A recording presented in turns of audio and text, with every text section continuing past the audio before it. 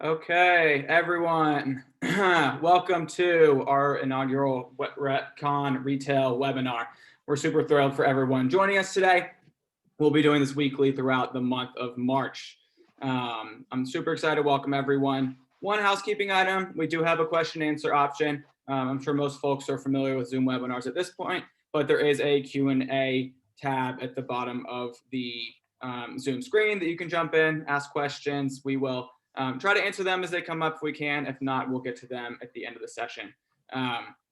Thanks again for everyone joining. I'm excited to welcome Colin Joynt. He's the Senior Vice President of Information Technology at RPAI. Colin, welcome. Thank you. How are you guys today? I think everyone's good. Everyone good. Yes, everyone is chiming in saying they're great. Good. Glad to hear it. So thank you for having me, and looking forward to spending the next, let's say, hour or so chatting all things IT and probably all things real estate. Yes, we're looking forward to it. So jumping on in, Colin, I'm sure most folks are at least a little bit familiar with RPAI.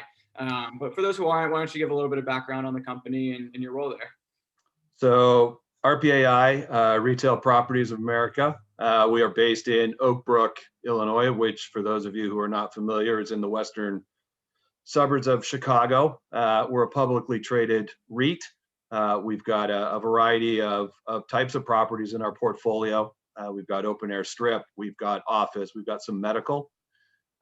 We've got approximately 105 properties across the United States. We run about 20 million square feet of commercial real estate. We are in some core markets, sort of in the Chicago area, down into Texas. We've got a large presence in Maryland, Georgia, and we also have a large presence in the Pacific Northwest, specifically kind of Seattle, Bellevue area. In my role, I am responsible for all things IT related to the organization. So that's internal plus external, and I'm sure Michael, you and I will talk about those differences going forward. But I've been in my role now for almost a year. So we talk about change. I decided to change roles, completely relocate my family in the middle of a global pandemic. So again, I've got a little bit of experience with these things, and quite frankly, it's been fun. Most people haven't viewed 2020 as fun, but from a family perspective, it was, ironically enough, probably one of the best decisions we made. I've got almost 7 years now in commercial real estate. So this is my second publicly traded REIT. But prior to that, I did a lot of work in high tech manufacturing and startups. So pretty broad experience of technology, which I love bringing into the CRE world. Awesome. Yes, it's been hopefully some excitement for all of us in this year. Definitely some craziness. I think we can all agree. That's right. For sure. So yeah, you have a really significant portfolio, so really wide breadth of knowledge around the state. So that's nice. So as you said, you've been in the industry for a while, but came in from other industries. I'd love to hear, what was your initial perception and reaction to the state of technology in retail and real estate? Yeah, I think it's been just an absolute eye-opener, Michael, to be perfectly honest. It's been extremely challenging in terms of discussing automations, discussing integrations. You're taking a market sector that traditionally has done a lot of business on a handshake. Mm-hmm. And when I'm talking with our leasing people, one of the first things they'll talk about is, I've known Joe Smith, who's the head of retail at large national chain X, for 20 years. And we can pick up the phone, we can have a conversation, and it's all good. That's great.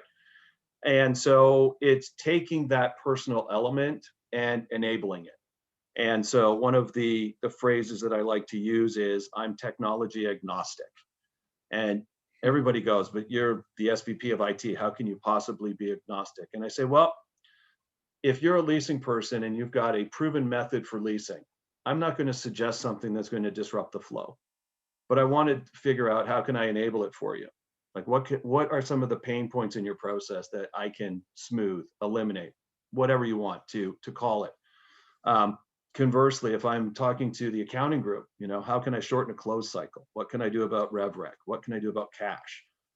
If I'm talking with an asset manager, what are your tenants looking for? How can we enable them? So if you come to me, Michael, and say, you know what, I love platform ABC, we'll vet it, we'll run it through its paces, and then we'll say, great, here are our concerns, and let's address them. But ultimately, if you're passionate about it, we'll be passionate about it too. And so that's what I mean by being agnostic. I think that's a key driver right now in the CRE space is you have to be agnostic, but you also have to understand the business to drive the value. Yeah, I think that's interesting, especially as we're seeing so much innovation finally in real estate technology. Oh, absolutely. And take a look at all of them. Absolutely, for sure. Yeah, I mean, if you look at, your traditional, what I'll call the startup hubs, right? You think about it, it used to be, Silicon Valley. Well, now you look at some of the cool tech coming out of Boston. Look at some of the cool tech coming out of Austin. It's mind blowing. And even Indianapolis, as an example, there's a lot of really cool tech. There's a lot of incubators there. And I think what you're starting to realize is that, CRE has traditionally been the laggard. Yeah. And so what we've seen with the unfortunate events of COVID is that people are working remote. How do we enable people to be more effective remotely? What are we going to do to streamline and operationalize transactions to make it smoother for people? How are we going to enable our tenants to stay open? I mean, at the end of the day, being a real estate firm, we need to collect rent. Mm-hmm. And how do you collect rent in a global pandemic when people can't go to a post office to mail a check? Yeah. It sounds simple, but it's not. It's complicated. But that's the way you need to look at solving these problems. And again, how do we enable it? How do we enable a team? How do we, grow and scale an organization? Yeah. That makes sense. And Colin, I know you view technology primarily from the view of a property manager and serving your tenants. Why don't you tell us a little bit more about that and why that's important? So I think it's important, Michael, for a couple of different reasons. So I'll internalize this a moment. So I have the favorite grocery stores that I like to go to. And why do I like to go to the grocery store? Well, maybe they've got the right kind of milk that I like. It's got the right bread. It's got the right vegetables, whatever the case may be. I will drive out of my way to go to a grocery store that gives me fresher produce than the next guy. Yeah. And I take that same mentality to a tenant and I say, what is going to make a tenant stay with RPAI? What value can I drive to them where competition is fierce, rents are again, very, very sensitive, and it's easier for me to keep a tenant in a space and happy than it is to go find a new one. Yeah. So what's important to a tenant? So we want to make it a frictionless or a seamless interaction with RPAI. So as an example, I talked about paying rent. So what if we do online rent payment capabilities for them? Get away from ACH, just go in, put your banking information in, set up auto pay, boom, it's done. Well, if I find the right platform, what if I can then expand that to say, let's use this as a notification tool. So we can now post notifications into the portal to say, hey, you know what, we're going to be doing landscaping, or we're going to be doing roofing, or we're going to be striping a parking lot, or we're going to be doing ABC. So it now becomes a communication mechanism for our tenants so they are aware of what's going on at the property. Well, let's go one step further. So what if we now all of a sudden start to say, I'd want to include all the supporting documentation for reconciliations on CAM directly against an invoice inside my portal. Perfect. How many tenants will send you a message that says, I'm not paying this CAM reconciliation invoice until I see the supporting documentation. Let's take that piece out of it. All of a sudden, it's all there. It's all bundled together. But then from my side, on the corporate side, there's a cost savings, right? And it adds to my, cost savings because I'm not spending X thousands of dollars mailing all this stuff out to people. Yeah. So that to me is a big kind of cornerstone around a seamless or a frictionless interaction with RPAI. Yeah. That's where we're driving. Yeah, that's important. Yeah. Something really valuable I think you mentioned is retention. Yeah. I'd love to dive into into that a little bit more. Do you have any numbers on how, technology implementations that you guys have made that have actually retained tenants? So I'll have to parking lot that question for about 18 months. Mhm. And the reason I say that is since I'm still new to the role, that's one of the objectives for this year is around BI. So we want to put some additional capabilities into BI. So we want to start, again, to your point, probably doing a better analysis on capturing the cost associated with a sale. Mhm. So there are certain things you can obviously track. I mean, if there's a broker involved, you know what the fee is and those kind of things. If there's a TI component, you know what those are. But are there other softer costs that we are not potentially looking at? So is there a time piece? So if I can get a tenant in a shorter period of time, it allows me to collect rent faster. Mhm. Um, do we have marketing spends that may be tied to a property, not to an individual space that we want to track? What about people? I mean, how much time are we spending from a physical human perspective to get a new tenant in? So these are some of the things that we're looking at exploring this year from a technology perspective. Um, Mhm. that's one side of it. The other side of it, again, are looking at metrics around, our regional tenants, versus a national. And, do we have greater success around moving a regional into an open space versus a national? Or what's the cost around co-tenancy? What's the cost around any clauses in a lease in terms of radius restrictions and those kind of things? And we're going to make a big focus on data, and we can then start to track and measure those things, which then drive behaviors around what kind of tenant do we want? Number one, what kind of tenant do we need to replace if one leaves? Number two, and then we can start looking at the overall portfolio mix. Yeah, yeah, that's great. And I think, one group of people kind of at the center of that are brokers and leasing. Mhm. Are you guys seeing or implementing any technologies in that space? Not yet. Mhm. Not yet. I think that will be something, again, future looking on the radar. Mhm. Again, I think we're trying to shore up our technology to support our current portfolio. And then I think we'll do that next, what I call that next consecular circle, which is more of an outreach type technology platform. I think right now we just want to focus on the core, Yeah, get the core set where we need it, get ready to migrate it, and then we can start looking at these third party pieces. yeah, for sure. So, there are a ton of technologies impacting tenants and yourself as a Mhm. landlord. And there are some things popping up that are, helping out visitors, shoppers, and of course, those are important to you and your Yep. tenants. How do you Yep. think about technologies in that space? I love it. I Yeah. absolutely love it. I mean, to me, again, I think we're going to learn a lot coming out of COVID. So you think about curbside pickup, you think about touchless ordering, you think about concierge services in an office space. I Mhm. mean, how are all of those things now moving to the forefront of commercial real estate? Curbside pickup has been around for a Mhm. while, particularly if you look at a restaurant in an outlot where you've got space. Well, you don't necessarily have space now to have that real estate because you've got your inline restaurants or your inline tenants that now need to offer curbside. So how are we going to look at that from a technology perspective? That's one area. A second area is going to be around the office, right? The office space. Mhm. So do we now need to do a better job of sensors for elevators? I mean, are there going to be limitations around the number of people in an elevator? How do we track it? How do we measure it? Think about thermal scanners, making sure when people walk in, your temperature is less than, let's say the CDC guidelines, I think are what, 100.4? So those are the kind of things that we're also looking at. Yeah. People counters. I mean, your traditional use of a people counter has been to drive traffic. We've got to look at it now to say we need to drive safety in terms of the number of people in a particular location at a particular point in time.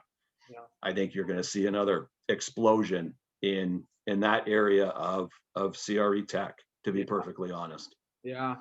And, that makes me think of we're very much in a point of innovation, which is Yep. exciting in many ways. And I'm sure, yourselves and other landlords, operators are going to be approached by a bunch of interesting technologies, and a lot of them are doing similar things, and but they serve a greater purpose. Right. How are you as a buyer perceiving and vetting those new technologies? So typically the first question I will ask is where or who in my business community would get the value for this solution. And again, to me, it's like what we talked about earlier. I'm agnostic and I enable. So this year we've got what we're calling our core 4 technologies this year. And we've actually gone to the entire RPAI community internally and said, do you want to have goals associated with IT? And so it's been an eye opener. We're getting people who are in what you would consider non-traditional IT roles saying, I'd love to be part of this because I think I can add value. Cool. And so the vetting process, Michael, is 2 pieces. One is obviously the technology piece, but then the other is the business value. And if you came to me and said, Colin, I want to pitch you a pink elephant Ferris wheel for one of our properties, I'd go to the property manager and say, does this meet your demographic? Does this meet your need? And if they say, great, we do business. If they say, no, thank you, we don't.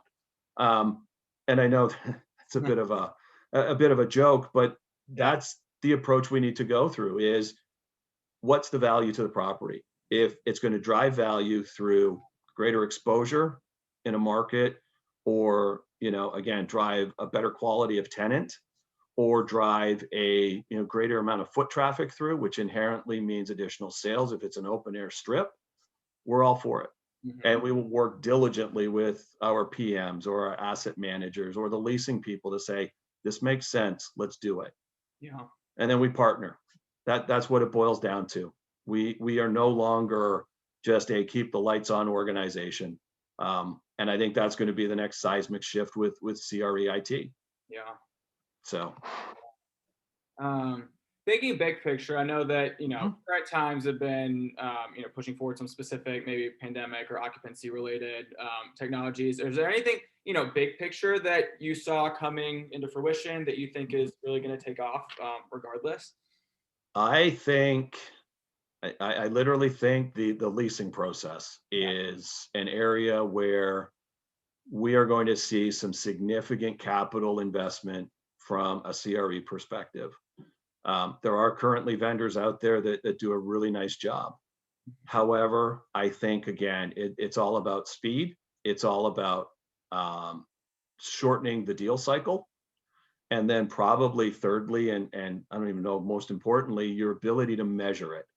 So again, tying back to the BI pieces that we're looking at, if we're looking at a co-tenancy clause, how many times are we negotiating a co-tenancy clause, right? If it's every deal, okay, that means nothing because it's standard.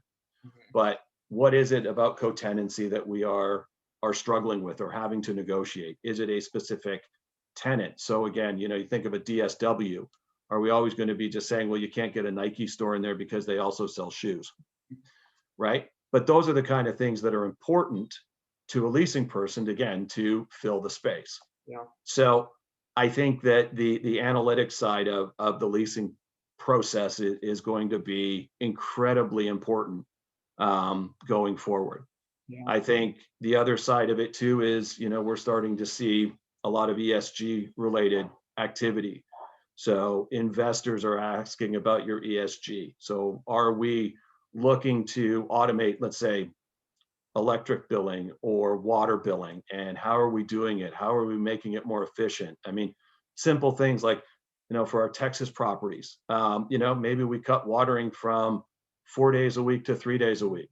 What's the social impact there? So those are going to be the other ones too. If you've got an ESG play, you're going to have to start looking at some of those ESG related tech to really start to drive that innovation and drive that message home. Yeah. Super important these days. Sure. Is there anything that you think is maybe on the way out or very much in need of a disruption potentially?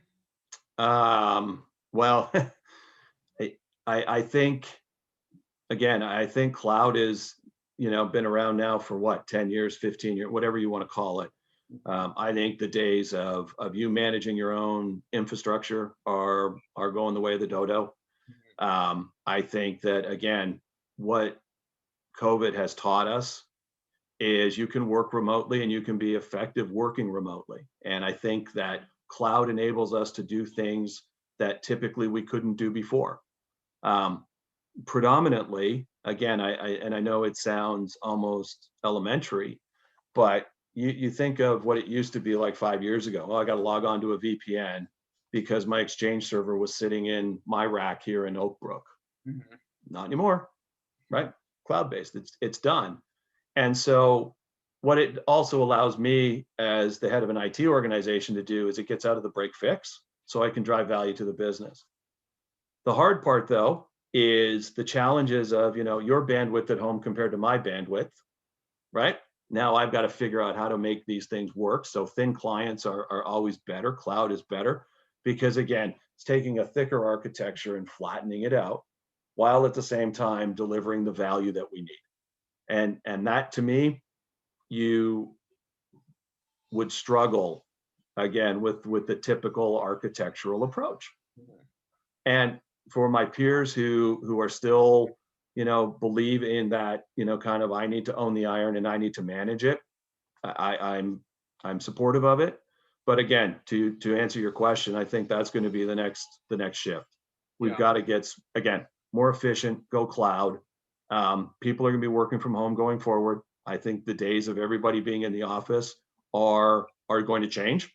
So I've just got to make sure that I can still support my property accountants who are working at home, my asset managers who are in the field, my PMs who are on site. I mean, my frontline team members. I mean, I tip my hat to them. What they've put up with in COVID has been nothing short of spectacular. And they want us to be, again, keep delivering more and more cloud. Okay, we're there. We're going to help you. Yeah, that's great. That's really, Yeah. really cool.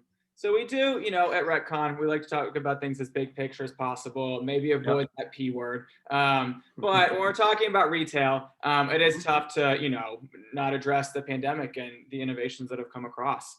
Right. How's technology impacted the way that you all have been able to operate your properties? I mean, again, just you think this one through. So we touched a bit on our tenant portal, but let's look more at some of the IoT pieces that are out there. So, water billing's a big one. Individual water meters inside of a property, especially on new construction. And why is that so important? It's so important because, again, it's less touch. It's less people from a COVID perspective. If I keep one or two people that are maintenance techs or meter readers off a property, I can probably get one or two more shoppers. Yeah. And what does that mean? We're spending money, which is ultimately what our tenants want. That's one side of it. The other piece of it is, you look at, specialty, what I'll call specialty leasing. So signage and, ATMs, car chargers. I mean, all of those kind of things. Those are important for the appeal of the property because, again, how many people want to go into a bank? You don't. How many people want to go into an enclosed ATM, small corner of your retail space? They don't, right? It's open air now. Everybody's so aware of, some socially distancing, activities. And those are pieces of technology that we can enable. We can hear it from our tenants. We touched again on curbside pickups. The concept of lockers will be another big one. I think you're also going to see, you look at what Simon has done with, some of their acquisitions of larger boxes inside their centers, and the rumors of turning those into almost like last mile e-commerce facilities. How can we jump on that to help? Yeah. So from an enablement perspective, I think big picture, that's where we in technology will be able to assist your PMs, your leasing people, your AMs going forward. Yeah. And I think we're finally looking at some good news for retail and really the economy as a whole. And especially as folks, start shopping more, eating out. What role can tech play in helping us to open back up?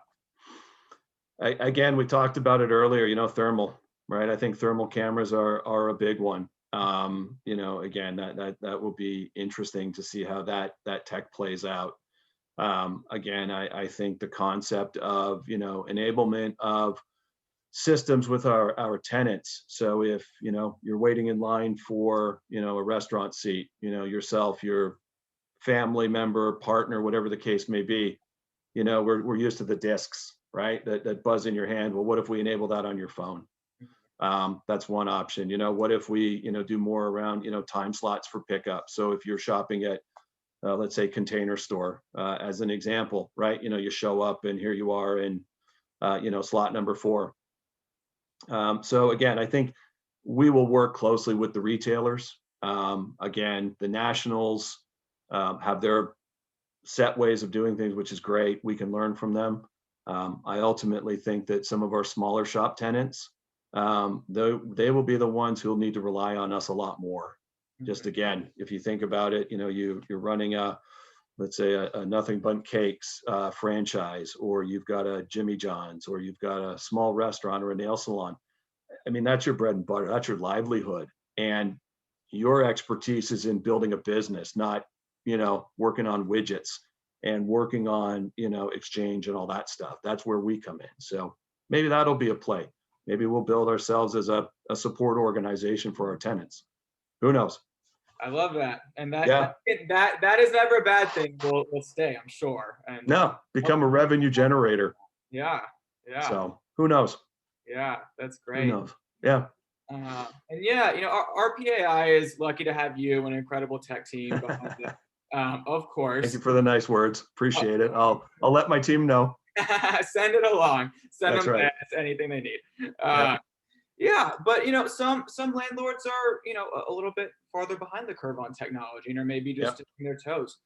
What advice would you give to those folks who are just starting to adopt new technologies? Don't be afraid. I think that's the one thing that is scary about tech, right? I mean, you hear about all of these wonderful pieces of tech that can do everything from shining your shoes to painting your house to, solving all the world's problems. The reality is, as we all know, that's not the case. And I think if you go into it with an open mind and partner with your business to ask them the questions of how can this help you? What problem are you looking to solve? That will be an instant win for you as a leader of IT. Mm-hmm. One of the mantras that I use with my team all the time, and it sounds so cliched, but it's true, is I'm going to let you bang your elbows. I'm going to let you skin your knees, but I'm not going to let you break your neck. And the first time people hear that, they're not quite sure what I mean. I want you to be pushing. I want you to be trying new things. I want you to be getting out of your comfort zone. One of my team, he's got an incredible technology bend. I mean, he just loves technology. And he came to me and he said, "Hey, I'd like to really learn about, BI." And I said, "Done." Yeah. What do you mean done? I said, "Well, careful what you wish for." But he came to me and he said, "I'd like to try this and I'd like to," great, let's go. And so forcing him to get out into the business, he's now adding even more value to the organization because he's asking the questions of what can we do to help, what works, what doesn't work, what would you like to see improved? And that's where we need to get. So again, as a technology practitioner, I would argue, talk to your business, talk to your customers, and your customers are your peers, and the customers are also the people who you don't think are going to be able to help you, like your accountants, because they see it, they live it. If you can help them, they're going to be your friends forever. Yeah, that's great. I think it's important to acknowledge all of the ways, even organizationally, that technology is changing and making our lives easier. So Yeah. so that's great. Yeah. Well, awesome. So Colin, thank you so much for your time and for joining us today. Welcome. Yeah, and thank you everyone for joining. This is recorded, so if you guys were we're all working a little bit. So if you missed a thing or two, you want to jump back in, check out our YouTube channel. It'll be there. But Colin and everyone, thank you so much for joining. And we will see you next week. We'll be diving into industrial technology. All right, appreciate it. Bye. Thank you.